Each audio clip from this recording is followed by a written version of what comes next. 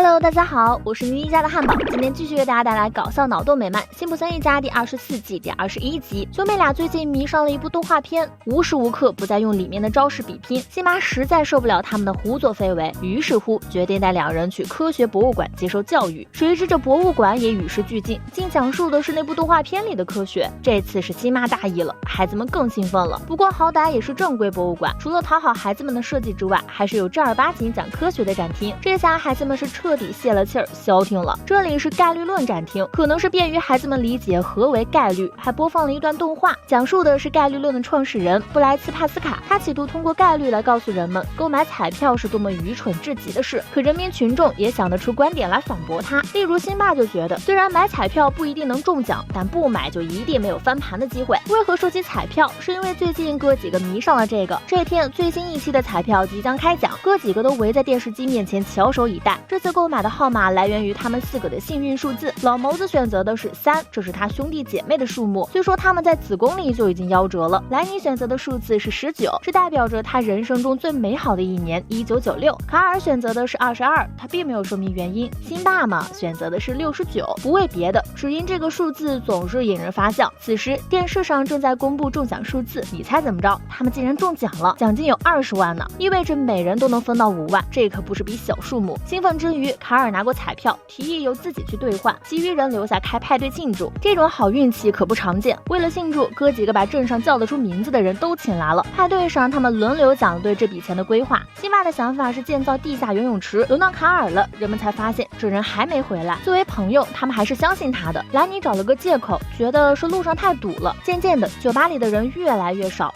辛巴开始担心，是不是卡尔出事儿了？老谋子不像他俩，只一味担心卡尔的安全，他倒是觉得卡尔可能是卷钱跑了，而且他的电话也打不通，似乎是进一步证明了他的猜想。终于哥几个没忍住，开车来到了卡尔的公寓。没想到最担心的事还是发生了，他不见了。和他一同消失的还有他们那本该分到的奖金。就在3人还在悲伤的缅怀友谊时，卡尔已经带着那些钱上了飞机。老谋子如今是愤怒至极，发誓如果见到卡尔一定要把他冻成冰棍。作为卡尔的好基友，莱尼还对他抱有幻想，说相信他一定会回来的。辛巴心态还算稳定，不过也坚信卡尔不会回来了，因为他连旅行小枕头都带走了。冰箱上的那封信也证实了这一点。我已经回家了，永别了，卡尔森。最后的幻想已然破灭，现在任谁也不能给卡尔找任何借口了。辛巴倒是有些不一样的看法，毕竟要论卷钱出逃，辛巴3人哪一个不比卡尔有嫌疑？他认为卡尔此举一定是有不能言说的苦衷。辛小妹则从卡尔留下的信件读出了一丝不寻常。卡尔说回家了，并且还拿走了护照，所以他到底来自于哪个国家？这一问把哥仨整懵了，他们也不清楚他来自哪里。见他们如此不了解自己的朋友，辛巴简直觉得不可思议。辛巴给出的解释是，男人之间不聊这些，他们谈论的从来都是男人的话题，例如棒球和卡车。了不了解这些对他们来说不是重点，重点是哥几个已经开始物色能代替他的人了。首先被选上呢，同为黑人的警员阿卢，接着又是习医生。不过挑来挑去都是无疾而终，怎么可能会有人完全代替另一个人呢？这天莱尼又将照片摆在了吧台，突然辛巴透过他发现了一处盲点，卡尔的太阳镜似乎反射出了什么东西。用平底放大之后，他看到了一个路牌，经过2个平底和一面镜子的加持，他们清晰地看到了标志的内容：施托克间歇喷泉。通过上网查询，他们发现这喷泉是冰岛的著名景观，看来这里应该就是卡尔的故乡了。事实确实如此，通过翻看冰岛的家庭记录就可得知，这里的确是卡尔的故乡，并且他是被一对住在雷克雅维克郊外的夫妇领养的。这么说来，他现在应该就在此地。老谋子当即打算收拾行李，前去将卡尔缉拿归案。这次旅行，哥仨决定一同前往。辛巴想到丈夫要去那么远的地方，不禁有些担心，尤其是想到晚上没人将自己挤到床的边缘，可怎么入睡呀？这个问题很好解决。辛巴把沙发扔到了床上，辛巴试了一下，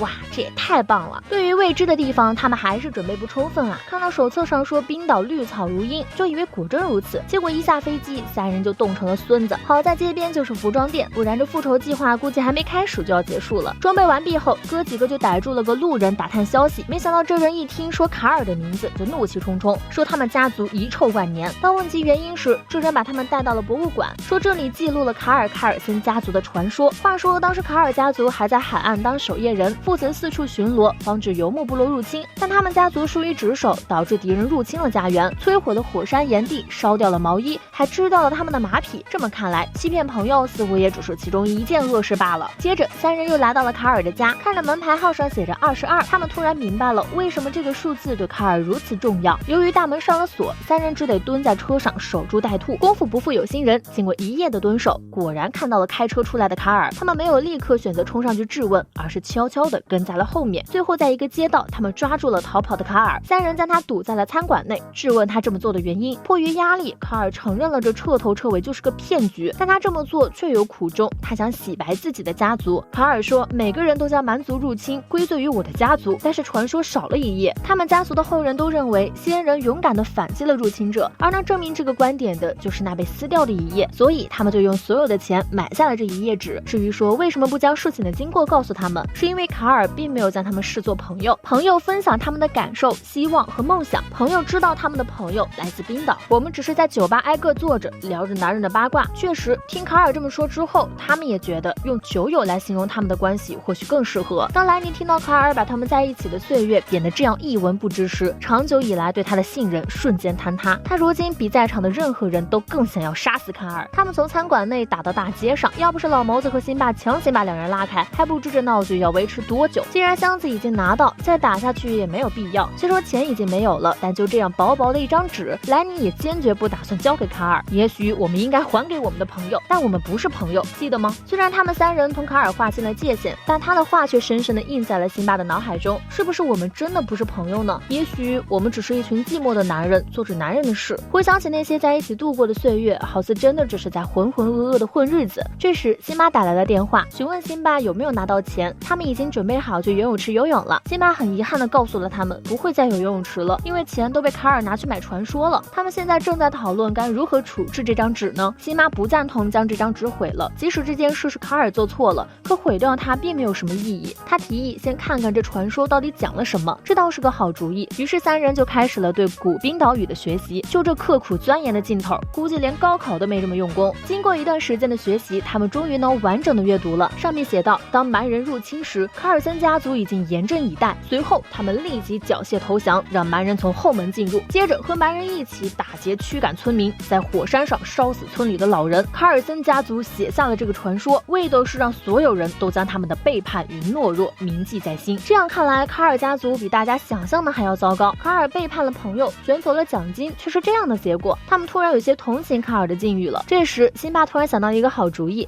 他召集了所有的冰岛居民，说自己知道了一些关于冰岛人的事情。你们忍受着蛮夷入侵、财政危机，要活下去，你们必须很顽固。但辛巴还是希望他们能够不带偏见地听完卡尔的故事，即使他的先人曾经做过什么，他的所作所为也已经足够挽回他本人的声誉了。莱尼说，卡尔曾经帮过他搬家，虽说他那时已经搬了。老谋子说，家里刷漆时，卡尔曾购买过蓝色胶带。辛巴说，卡尔带啤酒去他家时，没有拿走剩下的。在他们看来，卡尔就是朋友，哪怕他自己不相信，也不承认。如果我们能原谅卡尔偷了我们的彩票奖金，也许你们也能从心底原谅他的祖先。这些话感动了当地的居民，因为卡尔的这些举动，他们原谅了他家族犯下的错误。他的爸爸妈妈也终于可以生活在阳光下了。在这一刻，卡尔也终于承认辛巴他们确是自己的朋友。卡尔很感谢朋友们教会了他男人友情的真正含义。从这里开始的事就是男人的事。他们相聚在此，不是为了分享感情，而是逃避感情，什么都不想的在一起吃吃喝喝，就是男人友情的真谛。最后，孩子们想游泳的愿望还是得到了满足。虽说没钱建地下游泳池，但还有桶装游泳池嘛。人生在世，并不是每天都轰轰烈烈，甚至可以说大部分的时间都是枯燥且无聊的。就像是卡尔与朋友们之间的友谊，他们每天聚在一起无所事事，吃吃喝喝，看起来似乎是毫无意义的虚度光阴，可他们却又实实在在的在这些无意义的交谈中收获了真正的感情。不知不觉中，他们已将对方牢牢地记在了心间。再说对真相执着追求的卡尔，为了家族不惜背上良心的谴责，最终却竹篮打水一场空，不禁令人唏嘘。可若不是那些后人紧紧相逼，他本不至于走到这一步。前世不忘后世之师，牢记历史，才能不重蹈覆辙。但若是将先辈的错误强行给后人承担，就未免太矫枉过正了。